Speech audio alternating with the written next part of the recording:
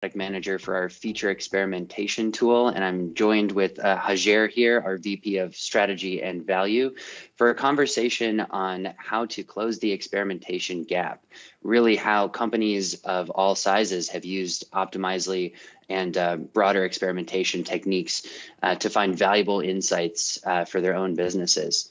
Yeah, and with that, I think before we jump too far into some of the strategies and solutions we offer, I guess we should kind of talk about experimentation in general. So, Hajer, you've been with Optimizely for how many years again? 8 years now. Really, 8 years. long Wow. time. Yeah, Okay, we've so seen the really, space completely evolve in that time frame. yeah. So you were there for the 0 to 1 with full stack, us being the first company to support true experimentation. Anywhere in a tech stack. You were there with former Optimizely. You were there for the Episerver acquisition and what is now new Optimizely. So you've seen customers of all sizes then. So how have you seen customers experiment and why? So when we first started with experimentation, one of the things that we noticed was it was this niche practice that a lot of companies felt ideologically made a lot of sense, but there wasn't yet that groundswell, that movement where people said to themselves, we have to do this. It's just a standard core hygiene factor for any modern business. And that's been one of the really nice things to see evolve, because what we kind of noticed is when we first began to help companies experiment, it was oftentimes seen as, well, I have this one risky decision, and wouldn't it be great if I had some data around that? And nowadays we see companies think much more about the maturity, the scale of their program, making sure they're always testing, that a core part of all the feature releases that are released are always tested. And so that kind of maturity and that expectation in the industry has really changed radically in the past 8 years. And it's been really beautiful to see.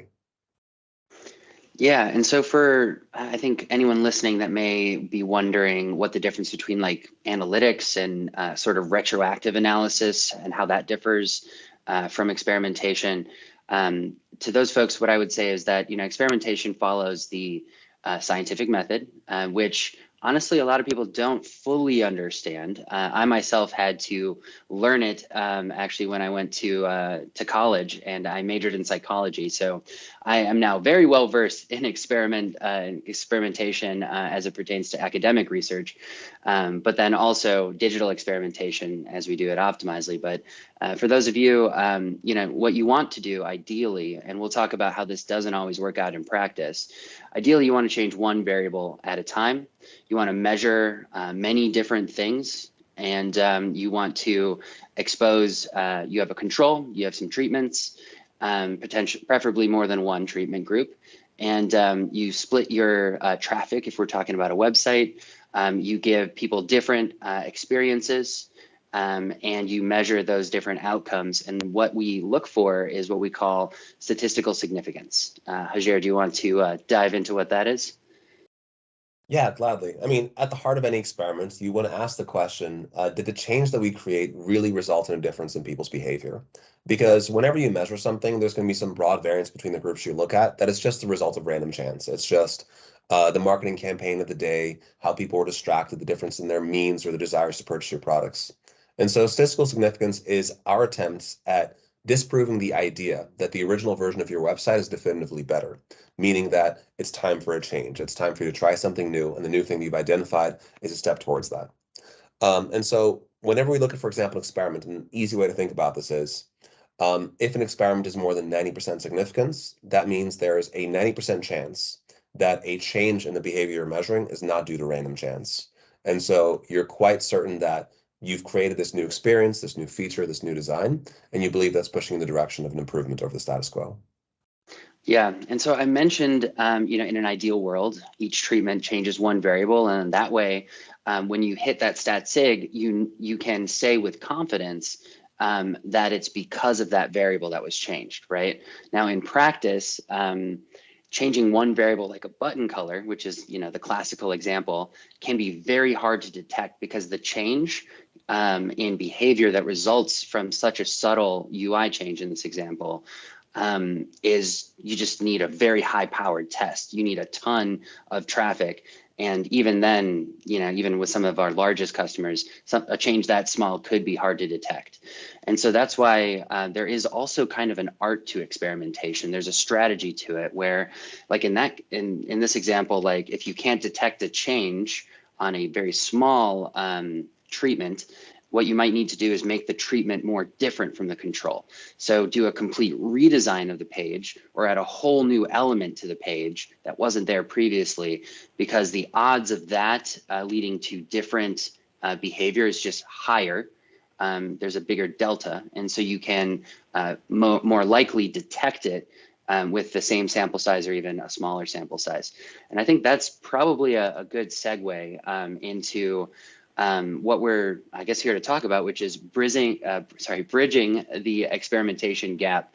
How we've seen in our own data that it's fairly easy to run a few experiments a month, harder and harder to run 10, maybe 20 experiments a month.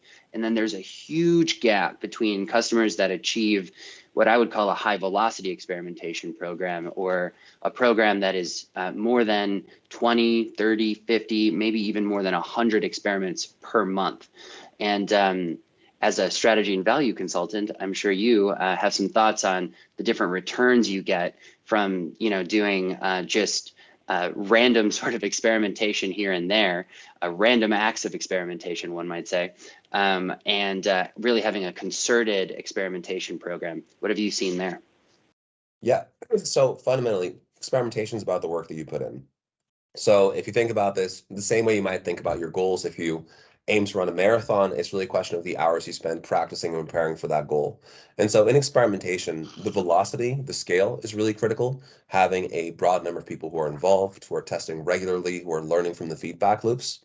But just as critically, the quality, who are constantly asking themselves, how do we get better at our craft? How do we run more meaningful experiments that move the needle more often, that drive a bigger change in our users' behavior? When we ask ourselves, well, what is the return? What is the value of even going down this path? Some really interesting insights emerged. And so the first was we actually conducted a survey where we asked 800 of our customers, what was the increase in your digital revenues as a result of testing? And what we found was that 3/4 of our customers said they increased their digital revenues by at least 5%. With a That's not median bad. company, yeah, it's pretty solid. That's a sizable increase. And in fact, the median company even reported 9% more. Now, of course, what you're well aware of, this is not an experiment. This is self-reported survey. And there's always a little bit of bias in how people respond to this.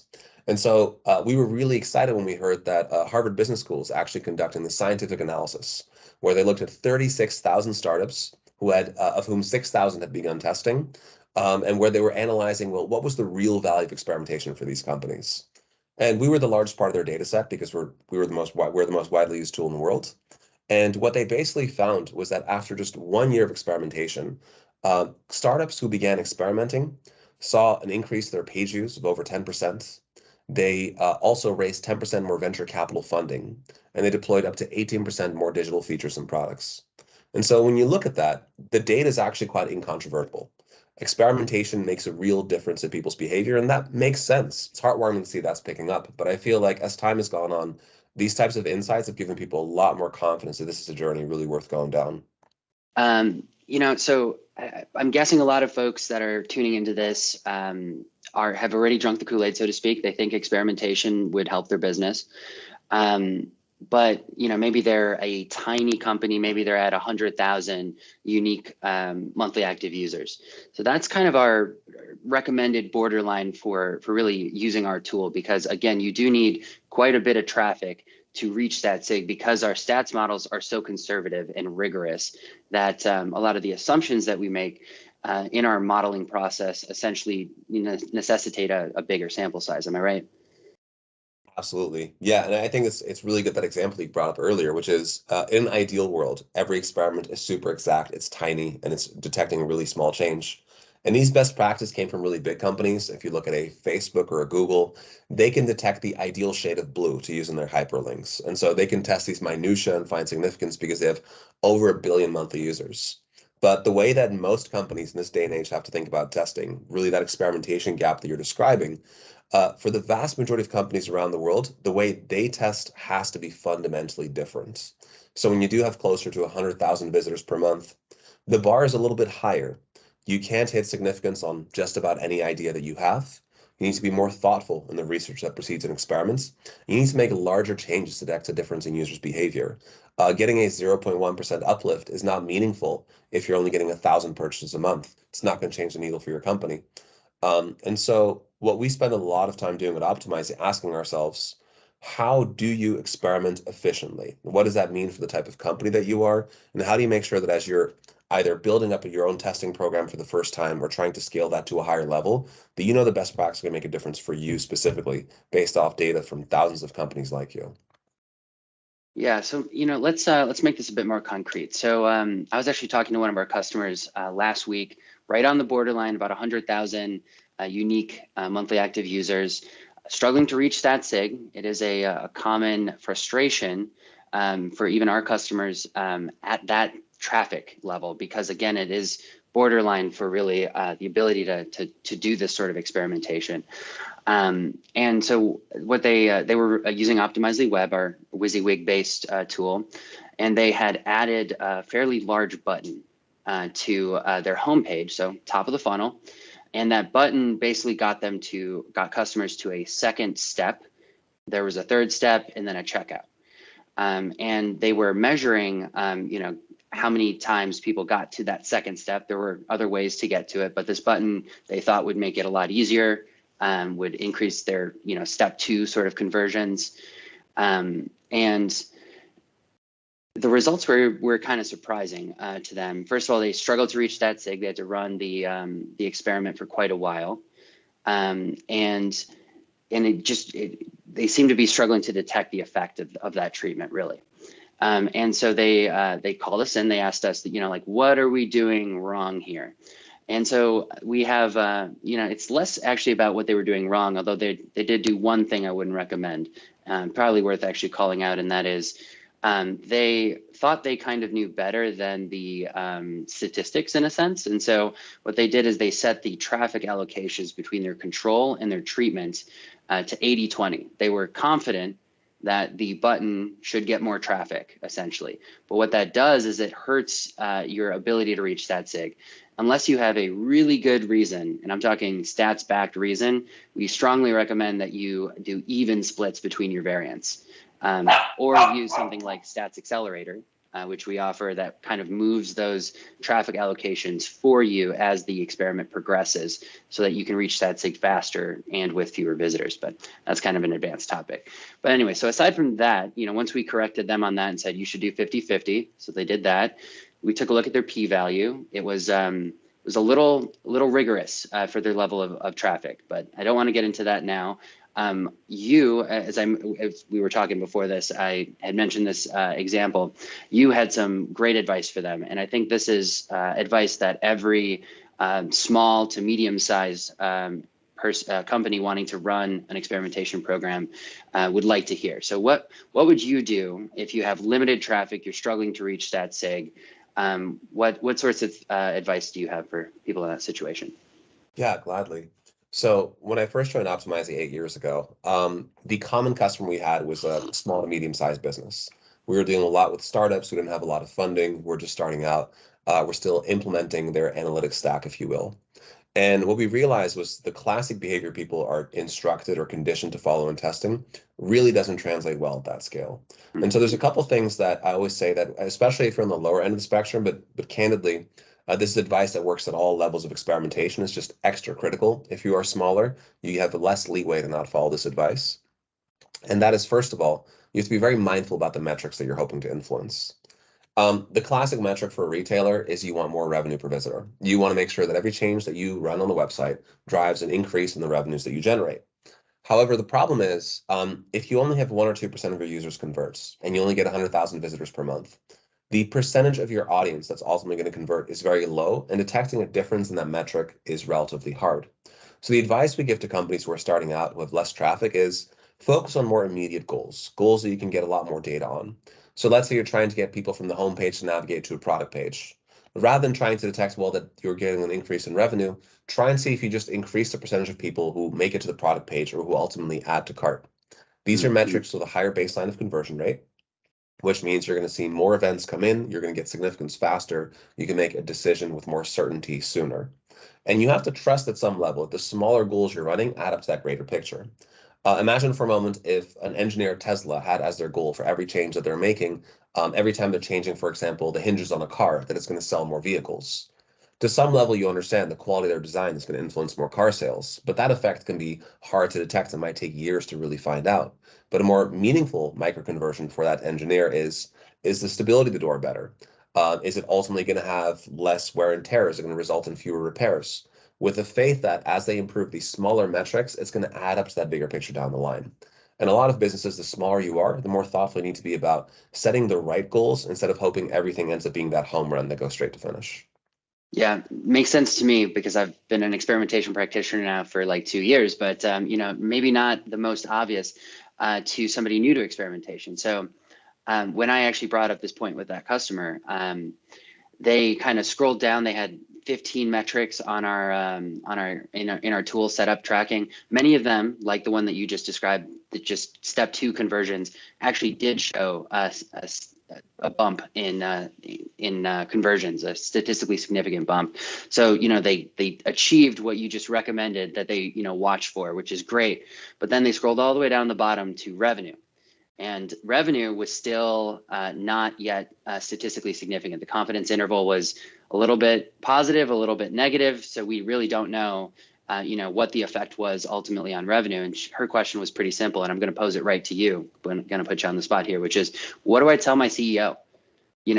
Revenue it could go up, it could go down. All I know is that people are increasingly going to step 2, of which, this 4-part process that ends in revenue. What do I tell my CEO? I think the best thing to tell your CEO is that you're getting all the moving parts working together better. We're getting more people onto that product page, more people adding to cart, more people checking out, and bit by bit, each experiment is adding up to that picture of revenue. The question isn't, is the change that she created a beneficial one? Because if you're getting more users to add to cart, that is fundamentally good behavior, unless you have the misfortune of having people add the wrong products to cart, which they're going to delete. But unless you've got an error like that, if you feel you've got relatively clean approaches to this, any improvement in these metrics is ultimately going to be a good one. The other question she's going to ask later is, well, what is the value that I contributed? How do I prove to the CEO the amount of money that we generated? Well, it's going to be tough to prove that on an individual test basis if you have low amounts of traffic. But one thing you can do is to bundle many of your winning experiments together down the line. So let's say now she ran an experiment that's going to get more people to a product page or add to cart. Later, they run an experiment that gets more people to make it to the payment page. Another experiment that gets more people to purchase on the payment page. When you take all these winning ideas and you bundle them into one experiment, now because the effect became larger, it becomes easier to figure out the cumulative effect and to measure that.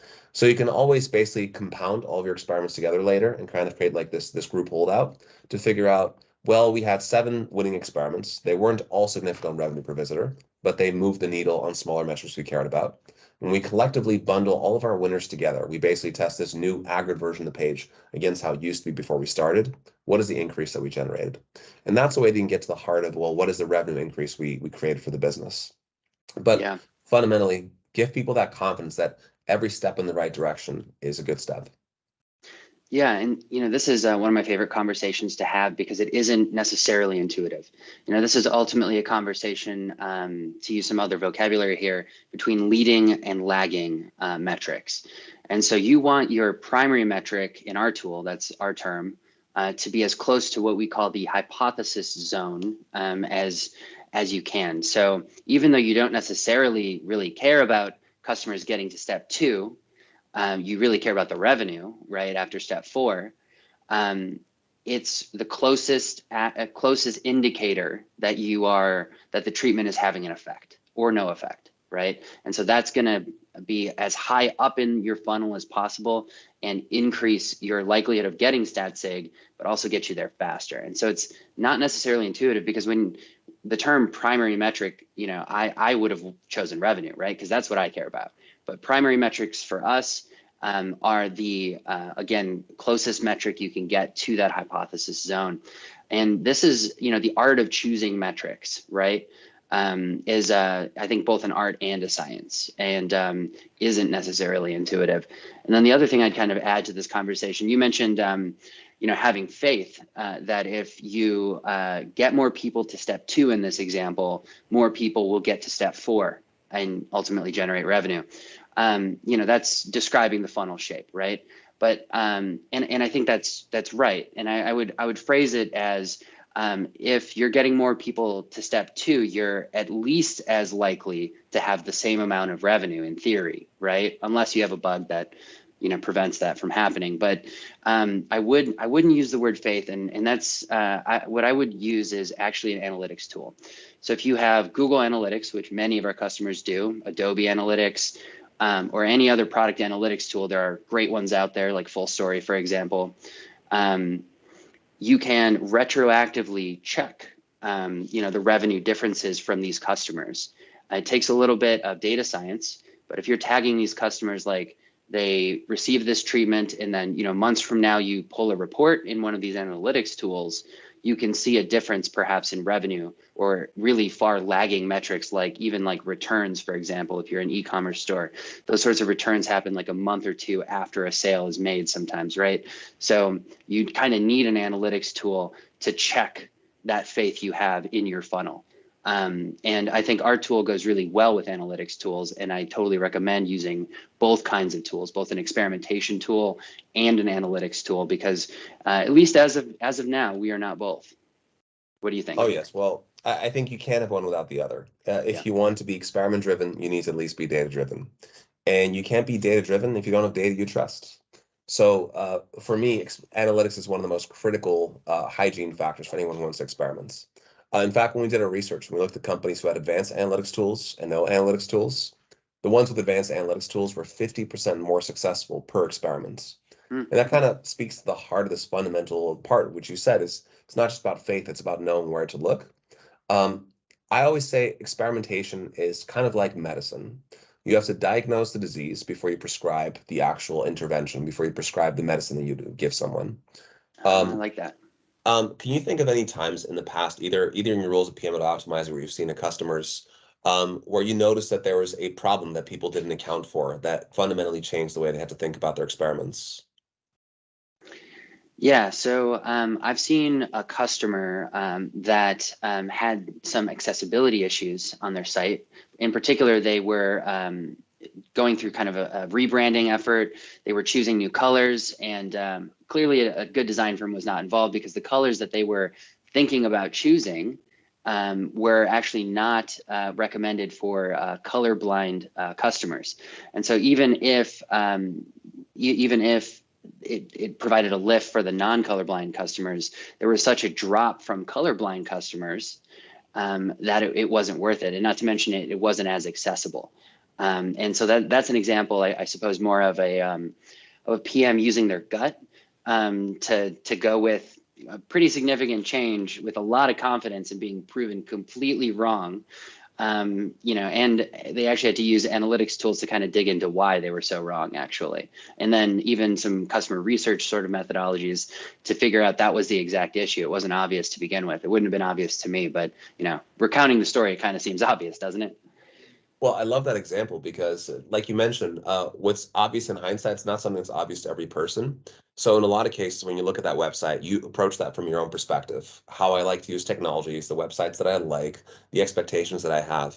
But one of the hard crafts of experimentation is putting yourself in the shoes of a broad variety of your users. And so when you look at your website, you might realize, for example, you've got this gorgeously designed website, but a broad number of your users they're using an outdated version of Internet Explorer, or they have a particularly small screen and they can't actually see all the great content that you built. Or they might be elderly, and when they are visiting your website, even though they have these phablets, the font size is so large that a lot of the elements disappear. And so I have a great story for that, actually. Do you mind if I jump in? No, by all means. All right. So I had a customer who primarily experiments on an older population, actually 65 plus. And they had their UI was, designed probably by people younger than those folks, and had a lot of icons, right? And I like icons. I think you probably like icons, right, as opposed to text.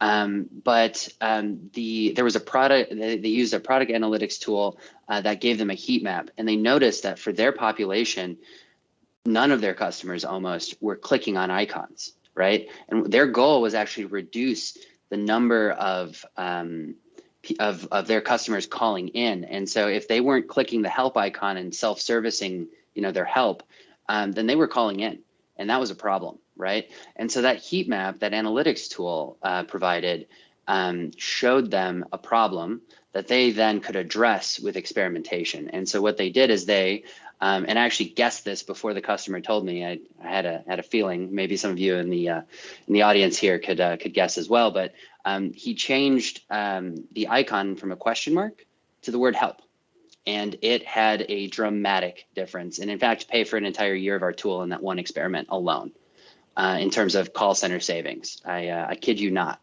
So I can't say who, but like you never know sometimes what the issue is. And so you use that product analytics tool or analytics tool to discover some issues, and then how you choose to address those issues can be done with series of experiments.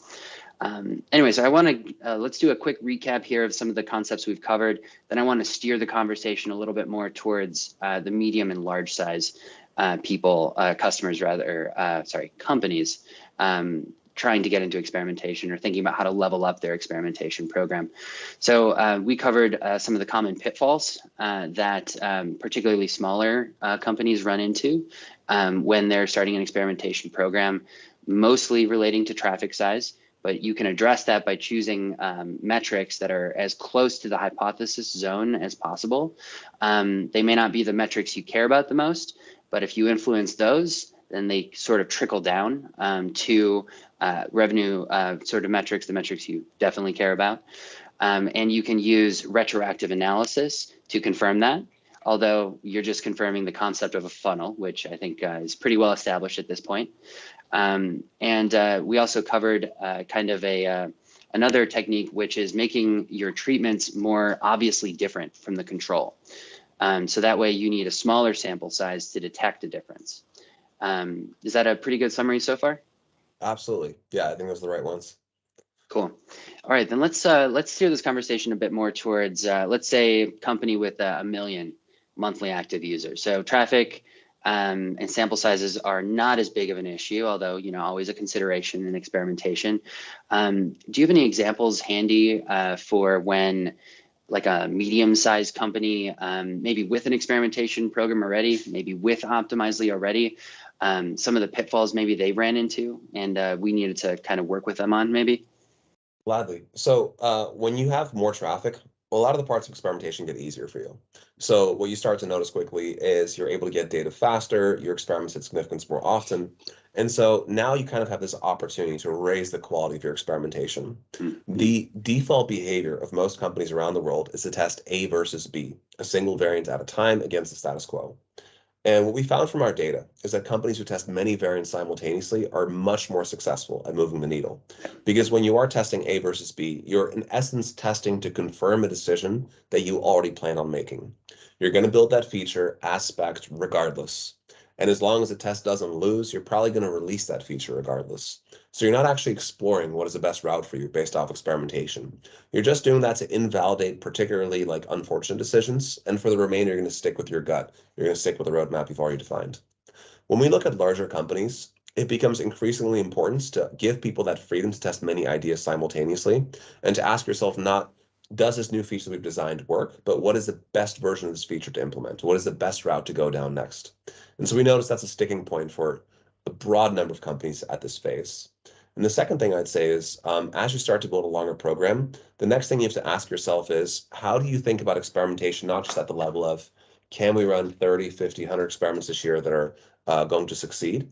But how do we build a program that's going to scale every year, where we get more engineering resources, where we get people access to better analytics and better data, where we ensure that we've got more of the gaps covered inside of our experimentation team and give people those roadmaps in their own personal careers of how they're going to progress alongside the program. And I think that becomes increasingly important once you're really at that phase where you can operate at this level. Yeah, choosing the right tool is certainly important and very important to us, of course, but people, process, culture matter, I think, as much or maybe even more to at least achieving a high velocity experimentation program. So let me kind of get into why. So the pattern that I've seen so far, and I'm going to go to you next because I'm sure you've seen hopefully the same pattern, but let's see. Pattern I've seen is that, there's an experimentation champion at a company. Maybe it's a small company, maybe it's a medium company, but it's usually like one person that gets it, understands p-values, understands stat sig, maybe not how to calculate them, but at least how to use them, right? Maybe they have some past experience in academic research or at least reading it. Maybe they have experience running some simple A/B tests using a simple tool like like Adobe Target, and they're looking to get into it. But either way, they kind of understand the scientific method. They know what a good experiment looks like, feels like, how it runs, and how to analyze the results, right? So a single champion, but a single champion is definitely not enough to really achieve a large scale, high velocity experimentation program. And so that champion needs to spread that information, needs to evangelize experimentation across their company, all the way up, I would say, to executives. And this is, I think, a point that really isn't hit on very much, which is it's really rare to find an executive that also gets it and is willing to get unactionable information something like 80% of the time. Because a winning experimentation program, if you're bold enough, if you're taking the right risks, you're not getting stat sig every time. And an executive may be on the hook for all of the experiments that are run. And so if a large proportion aren't useful, essentially, or aren't returning stat sig, they need to be able to explain that to the other executives, to the company, perhaps to a board, right? And so you also need, you need a champion. You need that champion to spread the information. You need other teams potentially supporting it and buying in, all the way up to the executives that get it and are willing to give, the experimentation program, at least in its infancy, air cover to grow, because it's not going to, usually it takes a lot of investment beyond the tool to change those people, process, culture, to implement the tool, and to really get everyone else from the organization on board. Yeah, is similar to stuff you've seen before I kind of go into more detail? Absolutely. And I think what you're describing actually points to the heart of a really critical feature of good testing programs, which is psychological safety. Mm. So when you look at the people who are best at experimentation, they have a couple things in common. Number one, they like to take risks. They're willing to look at decisions from the past and ask themselves, is a fundamentally different approach better today? And they're willing to go against the grain. But the types of people who are willing to take that risk, if you have an organization without psychological safety, they tend to be the rock stars. They tend to be people who've been highly successful in the past and kind of feel that they're allowed to get away with these risks where others aren't. But then you're dependent on a very small subset of your employees who kind of feel that degree of status. But in an organization with a lot of psychological safety, where management provides air cover, where they say, we expect experiments to fail because that's an inevitable part of taking risks and trying new things. Now, a Amen. much broader amount of people are able to take those types of changes and run with them. And so I would say, you are spot on. You need management to support the employees, and you need them to give their employees psychological safety, because otherwise you're dependent on the very few people who are rock stars and highly risk prone, and you can't base an entire program off just a few people. Yeah, and that actually reminds me that really at a certain point you're going to run into developer bottlenecks if you're running a full stack experimentation program where you need metrics all over your apps and experiments running all over your apps. You're going to need a lot of coordination, but engineering teams are tasked with providing reliable, available, scalable, maintainable, all the ables software. And so they're on the hook when software goes down or when there's a big problem, right? And so they are generally risk averse, right? I've had the most success getting engineering buy-in when they really understand how to test feature flags. So feature flags, not usually a new concept to even junior or senior engineers, because it's essentially just a switch in the code. It's something that if you're learning any language, you kind of put in the code as a constant as you go.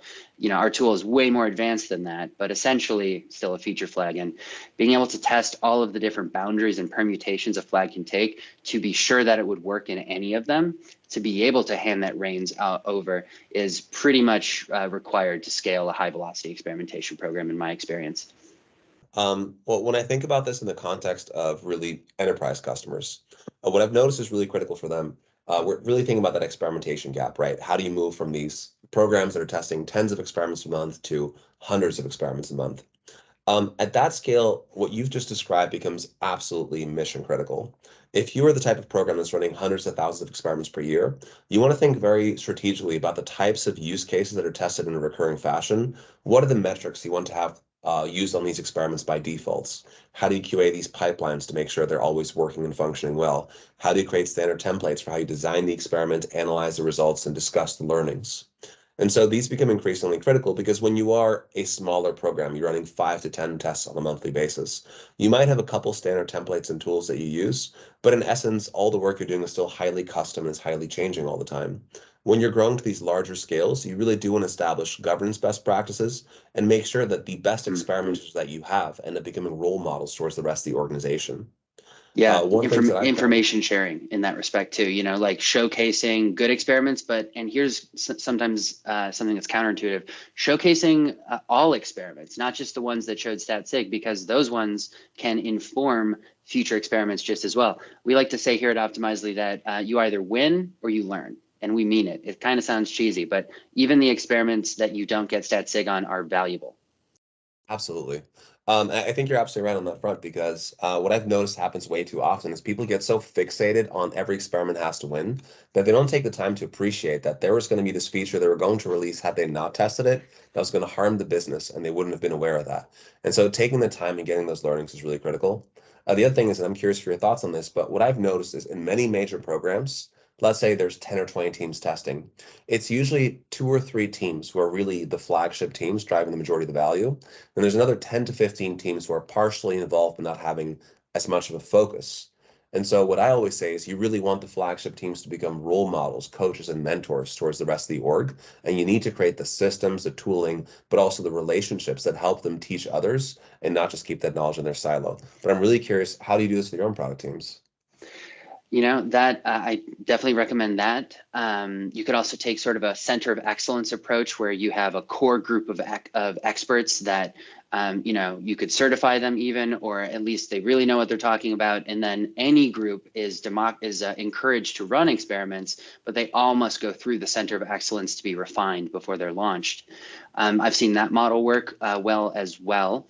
But honestly, I've also found that experimentation is a great way to enable those usually supporting groups, those groups on the periphery, to run experiments that customers experience in a way that voids the traditional sort of prioritization that ultimately results in them not being prioritized, if ever, right? And so I see it as a kind of the flip side of that as actually enabling experimentation, enabling really different groups across an organization to run experiments, again, as long as the right guardrails are in place and the right people are watching. Fully agreed. I think fundamentally, one of the critical things that companies need to think about before they build that center of excellence is how do you get the quality right? One of the mistakes I've seen a lot of organizations make is that they instantly try to focus on that quantity. How do we scale experimentation? Get as many people as possible involved. But because they haven't fixed the unit of getting one experiment right, raising the quality, the rigor, the process, the insights from that, they end up scaling experimentation systems that don't work well in the aggregate. And so the advice that I would always give is make sure you get the quality of your testing program right before you start to scale that everywhere, because it gets incredibly hard to fix the behavior across hundreds or thousands of experiments, but it's easy to fix at a level of 10 to 100. Yeah, that makes a lot of sense to me. You gotta establish excellence, I guess, before you can kind of lock it in with that center of excellence. Another way to kind of that I think about this is what I've seen really successful. What I've seen be really successful for companies of all sizes actually that are starting an experimentation program, but particularly larger companies, is to kind of democratize it to start, to enable experimentation on experimentation. We're getting a little bit meta here, but if folks are enabled to experiment within their own domains, they will discover the kinds of experiments really that they want to run. To run. And then from there, they can become experts over time. They can start to show value, which is, again, yet another point that's really understated in this whole debate, which is when executives spend the, hundreds of thousands of dollars potentially or millions on a tool like ours because of their traffic, what they want is a return on investment, and usually fairly quickly. And so, you need to establish that air cover again for people to experiment with their experiments almost, but also to show some value pretty quickly, at least promise of value, right? Establish those experts, then start to put them in one room so they can kind of bounce ideas off of each other.